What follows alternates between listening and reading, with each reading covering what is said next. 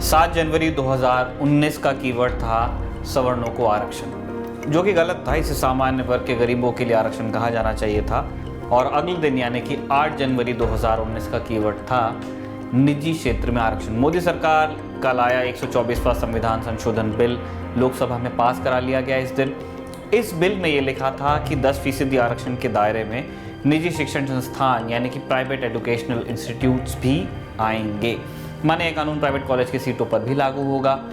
नमस्कार, मैं हूं निखिल और आप देख रहे हैं theLearnTop.com। और इस वीडियो में हम लोग यही जानेंगे कि इस बिल के तहत जो मिलने वाला 10% का कोटा है, ये प्राइवेट इंस्टीट्यूट्स को किस तरह से अफेक्ट करेगा, उनकी सीटों पर किस तरह से लागू होगा।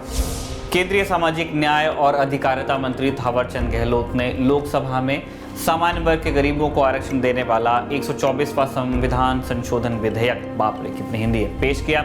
इस बिल की कॉपी जब मीडिया में आई तो पब्लिक अटक गई बिल के आखिरी पैराग्राफ पर। इसी में जिक्र था कि शिक्षा के क्षेत्र में मिलने वाला आरक्षण उन शिक्षण संस्थाओं पर भी लागू होगा जिन्हें सरकारी मदद नहीं मिलती है, यानी कि प्राइवेट कॉलेजेस। तो कई लोग ये जानना चाहते हैं कि ये व्यवस्था किस तरह से काम करेगी।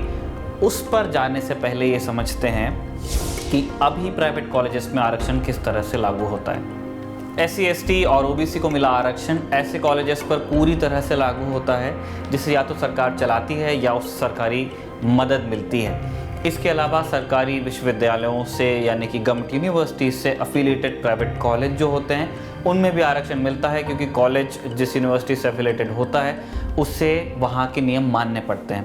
अब प्राइवेट कॉलेजेस की इंजीनियरिंग और मेडिकल की सीटों को में आरक्षण को लेकर ज़्यादा विवाद रहता है।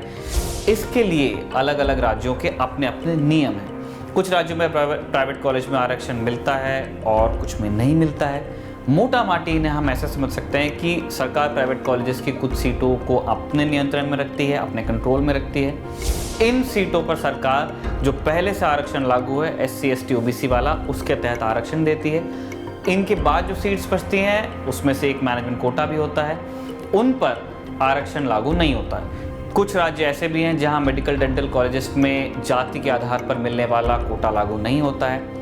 ऐसे प्राइवेट कॉलेजेस में कोई कोटा नहीं होता जो किसी तरह की सरकारी मदद नहीं लेते और ना ही वो किसी सरकारी विश्वविद्यालय से अफिलिएशन लेते हैं, माने कि पूरी तरह से प्राइवेट होते हैं। अब आते हैं इस सवाल पर कि 10% कोटा प्राइवेट में किस तरह से मिलेगा।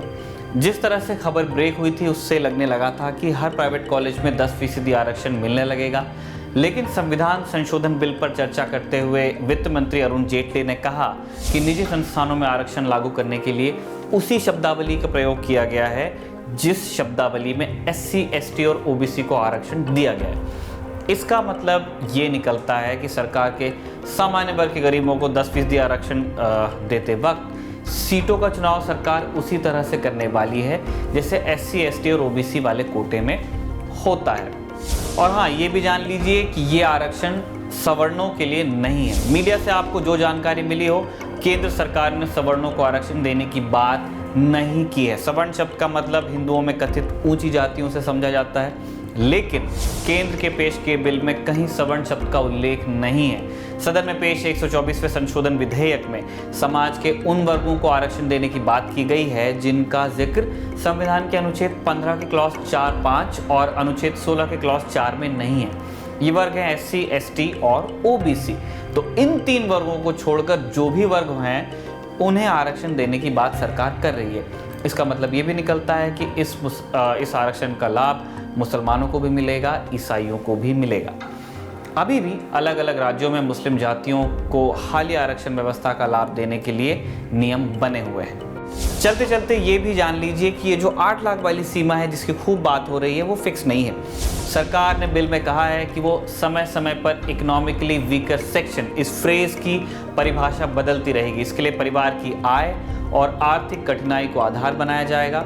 तो जाने कि जिस 8 लाख की सीमा की बात हो रही है बार बार, वो घट भी सकती है और बढ़ भी सकती है। कमेंट बॉक्स में लिख के बताइए कि आपको हमारा ये वीडियो कैसा लगा। पसंद आया तो लाइक कीजिएगा, शेयर भी कर सकते हैं। और अगर आपने अभी तक हमारा फेसबुक पेज लाइक नहीं किया है तो प्लीज़ उसे लाइक कीजिए। अगर आप वीडियो यूट्यूब पर देखना पसंद करते हैं तो हमारे चैनल को सब्सक्राइब कर सकते हैं। बहुत बहुत शुक्रिया।